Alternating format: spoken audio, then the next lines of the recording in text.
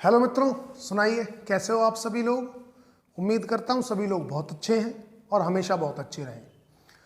मित्रों, जैसे कि आपने देखा पिछली वीडियोस में हमने डिस्कस किया था रेस्पिरेशन के बारे में। रेस्पिरेशन में फिर हम डिस्कस कर रहे थे ग्लाइकोलाइसिस को डिस्कस किया, ऑक्सीडेटिव पेंटोस फॉस्फेट को डिस्कस किया। तो रेस्पिरेशन को आगे बढ़ाते हुए अब हम डिस्कस करेंगे इस वीडियो में एरोबिक रेस्पिरेशन के बारे में।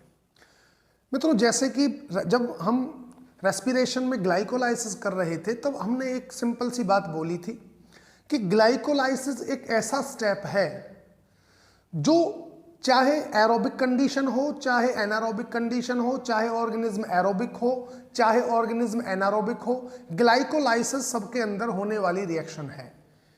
जो फूड पहला स्टेप जो है, पहली रिएक्शन है जो ब्रेक डाउन की फूड की, वो ग्लाइकोलाइसिस है और वो सभी ऑर्गेनिज्म में कॉमन है। इसके बाद जब ग्लाइकोलाइसिस से फूड टूटकर पायरूवेट बन जाता है, अब पायरूवेट का आगे ब्रेक डाउन कैसे होगा ये डिपेंड करता है मित्रों कंडीशन पर कि ऑर्गेनिज्म एरोबिक है या ऑर्गेनिज्म एनारोबिक है। तो शुरू में हमने ये भी बात की थी, अगर ऑर्गेनिज्म एरोबिक हो, कंडीशन ऑर्गेनिज्म में एरोबिक है, तब जो फूड का ब्रेकडाउन होता है वो कंप्लीट होता है। कंप्लीट ब्रेकडाउन होता है फूड का, जिसके अंदर 30 to 32 एटीपी का फॉर्मेशन होता है। बट अगर कंडीशन एनारोबिक हो तो एनारोबिक में हमने बताया केवल 2 एटीपी बनते हैं, और वो 2 एटीपी भी किस वजह से बने, क्योंकि वहां पर ग्लाइकोलाइसिस हुआ। ग्लाइकोलाइसिस के बाद कुछ नहीं होता वहां एनर्जी फॉर्मेशन के लिए, लेकिन एरोबिक ऑर्गेनिजम्स के अंदर होता है। तो वही चीजें हम इस वीडियो में डिस्कस करेंगे मित्रों, कि जब पायरूवेट बन जाता है तो पायरूवेट बनने के बाद ग्लाइकोलाइसिस का एंड प्रोडक्ट क्या था, पायरूवेट।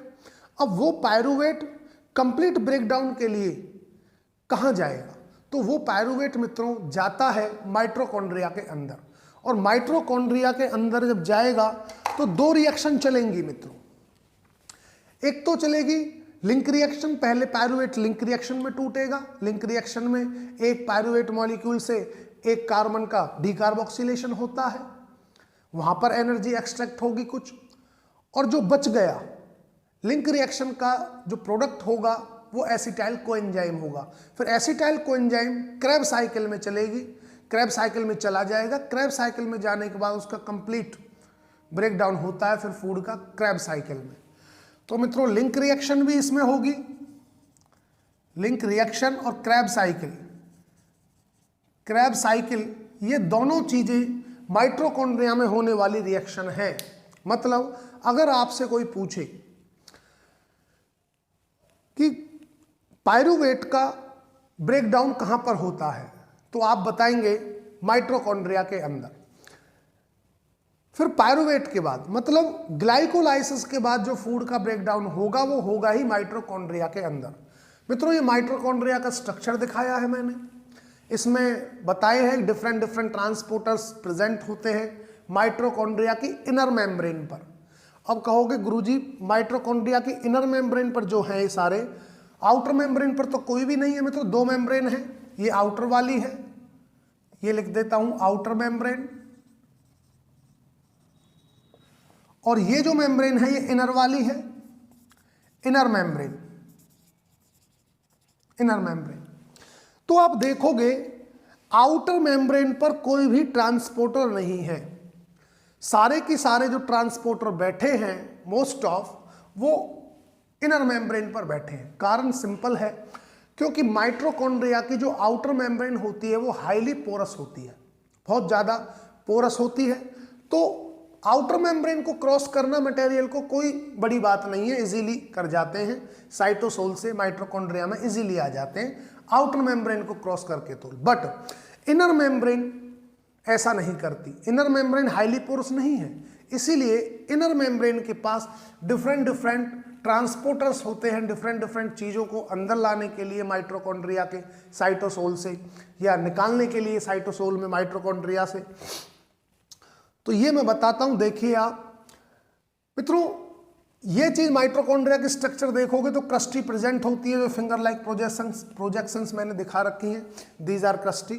ये क्रस्टी है एक, तो इस तरह से माइटोकॉन्ड्रिया होता है। माइटोकॉन्ड्रिया की इनर मेम्ब्रेन ये क्रस्टी का फॉर्मेशन करती है। फिंगर लाइक प्रोजेक्शंस के फॉर्मेशन में जो मेम्ब्रेन इन्वॉल्व है वो माइटोकॉन्ड्रिया की इनर मेम्ब्रेन इन्वॉल्व होती है, ठीक है। इन्हीं की इनफोल्डिंग से बनता है। तो मित्रों देखिए, पायरुवेट ट्रांसपोर्टर है। पायरुवेट ट्रांसपोर्टर का काम होता है, पायरुवेट साइटोसोल से आउटर मेम्ब्रेन को क्रॉस कर तो इजीली आ जाता है इंटर मेम्ब्रेन स्पेस में, लेकिन यहां से माइटोकॉन्ड्रिया के अंदर नहीं आ सकता। इसीलिए मित्रों जरूरी है इनर मेम्ब्रेन पर ट्रांसपोर्टर होना पायरुवेट का। और ये ट्रांसपोर्टर क्या करता है, पायरुवेट को माइटोकॉन्ड्रिया के अंदर लेता है और साथ साथ OH आयंस को बाहर निकालता है। अब मित्रों सीधी सी बात है, अगर ये इस तरह का ट्रांसपोर्ट कर रहा है मटेरियल का, कि एक को अंदर लेना और एक को बाहर निकालना, तो इसको हम बोलेंगे एंटीपोर्टर। इस तरह के जो ट्रांसपोर्टर होते हैं वो एंटीपोर्टर्स कहते हैं, लेकिन हम सिंपली यहाँ ट्रांसपोर्टर ही बोलेंगे। जैसे यहाँ पे मैंने लिखा एडेनिन न्यूक्लियोटाइड एंटीपोर्टर, देखिए एक ATP बाहर निकाल रहा है, एक ADP को अंदर ले रहा है, ठीक है ना। ये ट्रांसपोर्टर देखिए, जो एडेनाइन न्यूक्लियोटाइड ट्रांसपोर्टर है, ये भी क्या कर रहा है, ये भी यही कर रहा है, एक मटेरियल को बाहर निकाल रहा है तो एक मटेरियल को माइटोकॉन्ड्रिया के अंदर ले रहा है। तो इस तरह के ट्रांसपोर्टर को हम मित्रों एंटीपोर्टर बोलते हैं। तो ठीक है जी, पायरुवेट ट्रांसपोर्टर मौजूद है जो पायरुवेट को अंदर लेगा, OH को बाहर निकालेगा। एक ट्रांसपोर्टर होता है एडेनिन न्यूक्लियोटाइड एंटीपोर्टर ट्रांसपोर्टर। इसका काम होता है माइटोकॉन्ड्रिया में बने ATP को साइटोसोल में निकालना, और साइटोसोल में जो बन रहा होता है ADP, एडेनोसिन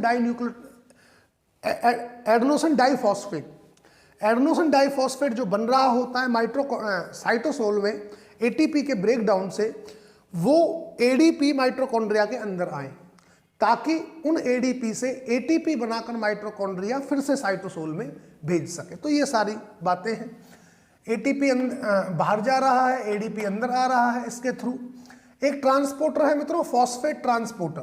फॉस्फेट ट्रांसपोर्टर भी एक तरह का एंटीपोर्टर का काम कर रहा है, कि इनऑर्गेनिक फॉस्फेट को अंदर लेना, साथ साथ OH को बाहर निकालना। मित्रों सीधी सी बात है, फॉस्फेट अंदर लेगा, OH को बाहर निकालेगा न्यूट्रलिटी मेंटेन रखने के लिए, तो ये भी एक तरह से एंटीपोर्टर का काम कर रहा है। ट्रांसपोर्टर ये है एक ट्राइकार्बोक्सिलिक ट्रांसपोर्टर, ट्राइकार्बोक्सिलिक एसिड का ट्रांसपोर्ट करता है, और ट्रांसपोर्ट भी जो कर रहा है मित्रों वो किस में कर रहा है, एंटी डायरेक्शन में कर रहा है। तो ये भी एक तरह का एंटीपोर्टर ही है। मैलेट को बाहर निकालना, स्ट्रेट को अंदर लाना। एक ट्रांसपोर्टर है जो मैलेट को अंदर लाएगा, OH आयन को बाहर निकालेगा, इसको डाइकार्बोक्सिलिक ट्रांसपोर्टर बोलेंगे। तो मित्रों ये ट्रांसपोर्टर जो है माइटोकॉन्ड्रियल मेम्ब्रेन पर, इनर मेम्ब्रेन पर प्रेजेंट होते हैं, आउटर मेम्ब्रेन पर प्रेजेंट नहीं होते। इसके बाद जो बहुत इंपॉर्टेंट है, जिस पर हम आगे चलकर वीडियो में बताएंगे, कुछ कॉम्प्लेक्सेस मौजूद होते हैं इनर मेम्ब्रेन पर, और जो इलेक्ट्रॉन ट्रांसपोर्ट चेन को कराएंगे। मतलब इन्हीं कॉम्प्लेक्सेस के थ्रू इलेक्ट्रॉन ट्रांसपोर्ट चेन चलेगी माइटोकॉन्ड्रिया की, ये याद रखना। जैसे क्लोरोप्लास्ट की चली थी, क्लोरोप्लास्ट में देखा थाइलेकॉइड मेम्ब्रेन में इलेक्ट्रॉन ट्रांसपोर्ट चेन चली थी, और इलेक्ट्रॉन ट्रांसपोर्ट चेन चलने की वजह से वहां पर क्या हुआ था, प्रोटॉन की पंपिंग हुई थी ल्यूमन के अंदर, और फिर प्रोटॉन की पंपिंग जब हुई तो प्रोटॉन ग्रेडियंट बना, उस ग्रेडियंट को यूज करके ATP बनाया गया था FOF1 पार्टिकल की वजह से। ऐसे ही यहां पर होगा, इलेक्ट्रॉन ट्रांसपोर्ट चेन चलेगी, प्रोटॉन की पंपिंग होगी, प्रोटॉन की पंपिंग होगी इंटर मेम्ब्रेनस स्पेस के अंदर। यहां ल्यूमन नहीं है, यहां दो मेम्ब्रेन के बीच का स्पेस है, इसमें प्रोटॉन की पंपिंग होगी, प्रोटॉन का ग्रेडियंट बनेगा, और वो ग्रेडियंट बनने के बाद फिर वो मूव करेगा along the gradient, concentration gradient. जब FOF1 के थ्रू मूव करेगा वो, तो जाहिर सी बात है तब क्या होगा, तब ATP का फॉर्मेशन होगा। लेकिन एक बात आपको यहां याद रखनी है, यहां पर ATP का फॉर्मेशन जो हो रहा है, या मैं बोलूं यहां पर जो फॉस्फोराइलेशन होगा, ये फोटोफॉस्फोराइलेशन नहीं है, ये ऑक्सीडेटिव फॉस्फोराइलेशन है।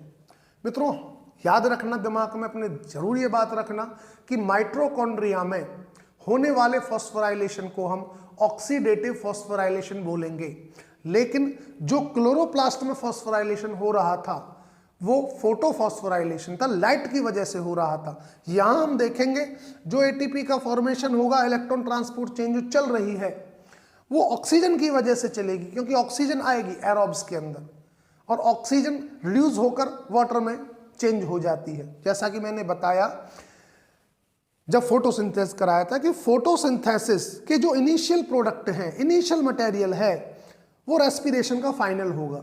तो फोटोसिंथेसिस में इनिशियली वाटर यूज किया था ना, इसीलिए रेस्पिरेशन में फाइनल हम देखेंगे एंड प्रोडक्ट वाटर निकलेगा। तो मित्रों, ये कॉम्प्लेक्स होते हैं जो इलेक्ट्रॉन ट्रांसपोर्ट चेन को चलाएंगे। कॉम्प्लेक्स 1, 2, 3, 4। कॉम्प्लेक्स 5 मित्रों FOF1 पार्टिकल को ही बोलते हैं। FOF1 ओ बोले तो ओलिगोमाइसिन। FOF1 ओ जो होता है, ओ वाली सब यूनिट वो इंसर्टेड होती है मेम्ब्रेन में, डायरेक्ट मेम्ब्रेन में लगी होती है। F1 पार्टिकल जो है वो उसके ऊपर लगा होता है।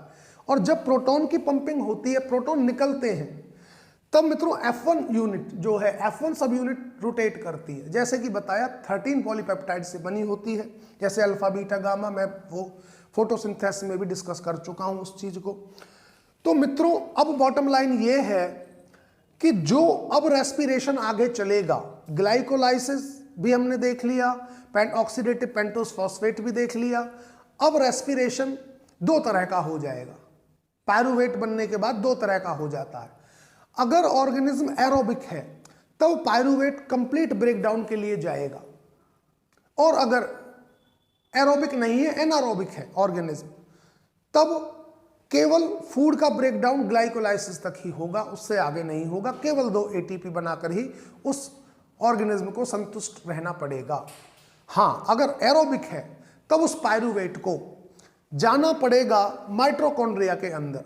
माइटोकॉन्ड्रिया में जाएगा, माइटोकॉन्ड्रिया में पहले वो टूटेगा लिंक रिएक्शन में। लिंक रिएक्शन को मित्रों गेटवे रिएक्शन भी बोलते हैं, वो बताएंगे नेक्स्ट टॉपिक, लिंक रिएक्शन ही चलेगा हमारा।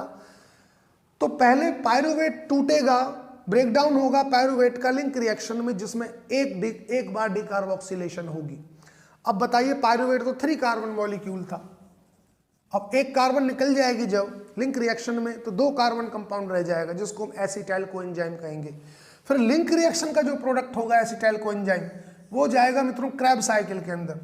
जब क्रैब साइकिल में जाएगा तो वहां पर कंप्लीट ब्रेकडाउन होगा फूड का, और हम देखेंगे वहां पर GTP भी बनेगा। एनिमल के केस में मित्रों GTP बनता है, वहां पे GTP बनेगा और FADH बनेगा, NADPH बनेंगे। बाद में फिर उन NADPH और FADH जो क्रैब साइकिल में बने, लिंक रिएक्शन में बने, साथ साथ जो बने साइटोसोल में ड्यूरिंग ग्लाइकोलाइसिस, क्योंकि जो साइटोसोल में बने हैं ना NADPH, NADH जो बने हैं, वो तो मित्रों माइटोकॉन्ड्रिया में आ ही जाएंगे, नो डाउट, वो तो माइटोकॉन्ड्रिया में आएंगे। जो NADH ग्लाइकोलाइसिस में बने थे वो भी आ जाएंगे, और जो माइटोकॉन्ड्रिया के अंदर बन रहे हैं लिंक रिएक्शन के थ्रू, क्रैब साइकिल के थ्रू, वो तो माइटोकॉन्ड्रिया में ही रहने हैं। तो उनसे इलेक्ट्रॉन ट्रांसपोर्ट चेन में जाएगा, कॉम्प्लेक्स 1, 2, 3, 4 इस तरह से जाएगा। इलेक्ट्रॉन मूव करेंगे, जब इलेक्ट्रॉन मूव करेंगे तो प्रोटॉन की पंपिंग होगी। प्रोटॉन की पंपिंग होगी इंटरमेम्ब्रेन स्पेस में, प्रोटॉन ग्रेडियंट बनेगा, और प्रोटॉन ग्रेडियंट जब बनेगा तो प्रोटॉन मूव करेगा अलोंग द कंसंट्रेशन ग्रेडियंट, मतलब इंटरमेम्ब्रेन स्पेस से मूव करेगा माइटोकॉन्ड्रियल मैट्रिक्स की तरफ। और जब मूवमेंट होती है FOF1 पार्टिकल के थ्रू, तो क्या होगा, वहां पर ATP का फॉर्मेशन होगा। इस तरह से रेस्पिरेशन से, मतलब रेस्पिरेशन में कंप्लीट ब्रेकडाउन करके, एरोबिक रेस्पिरेशन की बात कर रहा हूं मैं, एरोबिक रेस्पिरेशन में फूड का कंप्लीट ब्रेकडाउन करने के बाद टोटल हम देखेंगे 30 से 32 ATP बना लिए जाते हैं। ठीक है मित्रों, ये माइटोकॉन्ड्रिया है। माइटोकॉन्ड्रिया के अंदर मैंने आपको इनर मेम्ब्रेन पर डिफरेंट ट्रांसपोर्टर दिखा दिए। आउटर मेम्ब्रेन पोरस होती है, उसमें कोई दिक्कत नहीं है। Link reaction, Krebs cycle, 2 reaction और हैं ग्लाइकोलाइसिस के बाद। जो कि एरोबिक ऑर्गेनिज्म में चलेंगी for the complete breakdown of food. तो ये सारी चीजें मित्रों आपको पता होना चाहिए। बाकी अब नेक्स्ट जो लेक्चर होगा मित्रों, नेक्स्ट वीडियो जो हमारी होगी, वो हम लिंक रिएक्शन में बात करेंगे कि कैसे अब पायरूवेट लिंक रिएक्शन के थ्रू पायरूवेट का फर्दर ब्रेकडाउन होगा और कैसे एसिटाइल कोएंजाइम बनेगा जो लिंक रिएक्शन का प्रोडक्ट है। उसके बाद फिर क्रैब साइकिल। ठीक है, तो मित्रों I think that is sufficient for this video. फिर मिलते हैं नेक्स्ट वीडियो में नेक्स्ट टॉपिक के साथ। नेक्स्ट टॉपिक रहेगा मित्रों हमारा लिंक रिएक्शन, उस पर डिस्कस करते हैं। Thank you so much. Okay, bye मित्रों।